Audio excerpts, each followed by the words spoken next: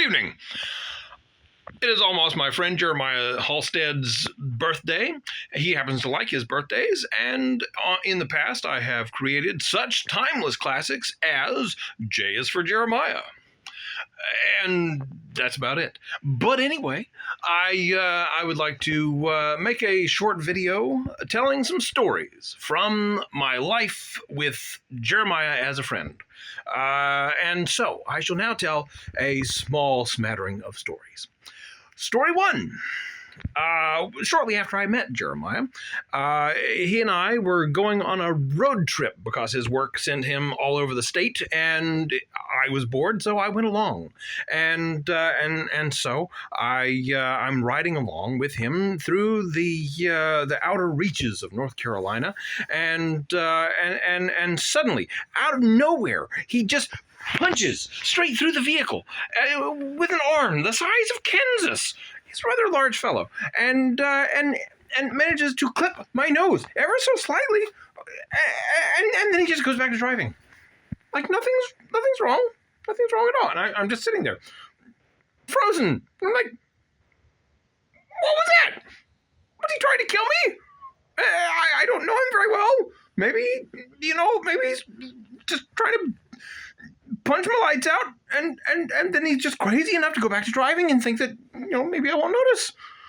So, time passed.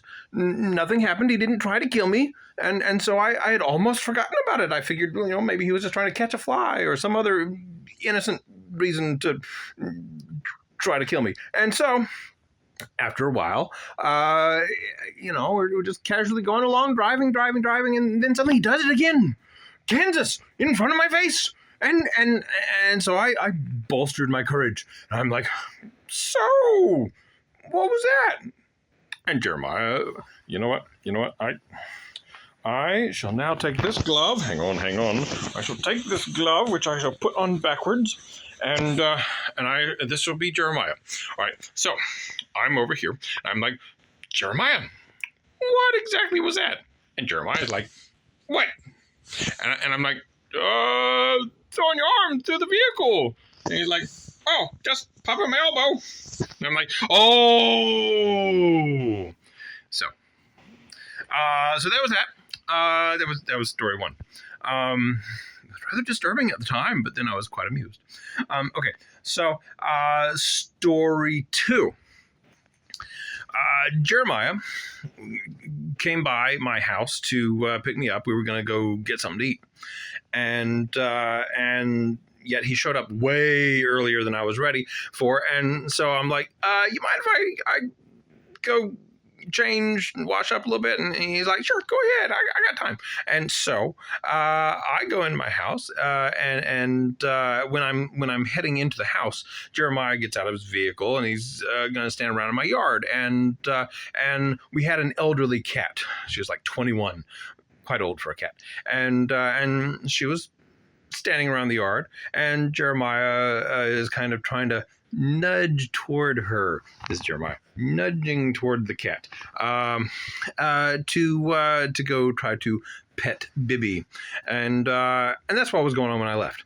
When I came back about 20 minutes later, Jeremiah and Bibby were the exact same distance from each other, but were about halfway across the front yard. And it greatly amuses Jeremiah that he likes to tell the story of how he chased Bibby for 20 minutes across my front yard, because every time he would take a step or a couple of steps, she would then kind of just look at him like all skeptical, and she'd take a couple of steps too. And so they managed to maintain the same distance from each other at all times, despite his best efforts. And so, yes, he chased my elderly cat across the yard, and she's just kind of looking at him the whole time, just thinking, I'm not letting you get any closer. Unlike my dog, which that dog, she really likes food, and Jeremiah and I often go to restaurants, and so he always smells like good food. I'm not sure if that's it, or if it's the fact that he's kind of a dog person. He likes dogs, but either way, she does not like strangers. She likes Jeremiah. She will half kill herself, pulling on the leash, trying to get to him. And Jeremiah like, I gotta go pat Hope. I just gotta do it. I gotta do it because she putting so much effort into getting to him. And so anyway, that's the thing that happens. All right, next story.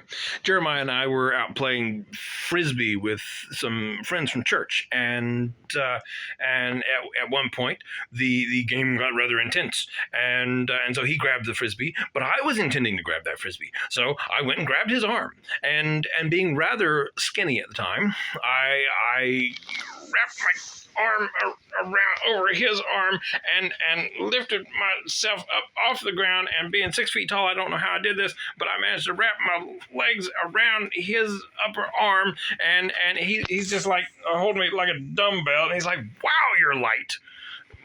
So there was that. That was amusing, both of us. Let's see. Then there was the time that what was that other time? Oh yeah. Okay, so whenever Jeremiah is out driving, he's worked in the fuel industry for many years, and so when he sees a gas station, he can just tell you, all sorts of interesting things just by driving by it, and and so when he sees a gas station that has put in new pumps or some other feature that he's impressed by, he'll just be like, whoa, they put in such and such things. Oh, wow. I was there back in the day and they did such and such, and now they got those things, and those things are really neat. And I'm just sitting over here like, Jeremiah, I'm going to take the wheel now. You might want to look at the road. So that's one of those peculiarities you gotta deal with sometimes with Jeremiah, because he like turn around and see, you gotta look at those gas stations. Wow! So that yeah, he's a special fella. Anyway, that is going to be the extent of the stories that I have to tell at the moment, because it's going to be too much to tell. Too many stories. So many stories. Yeah. Thanks for being my friend, Jeremiah, and happy birthday. Stuff like that. I'm going to go now. By the way, I'm in my outbuilding, and Jeremiah put in these lights because he's real helpful, and lighting was terrible in this thing. So thanks for that too, Jeremiah. All right, later.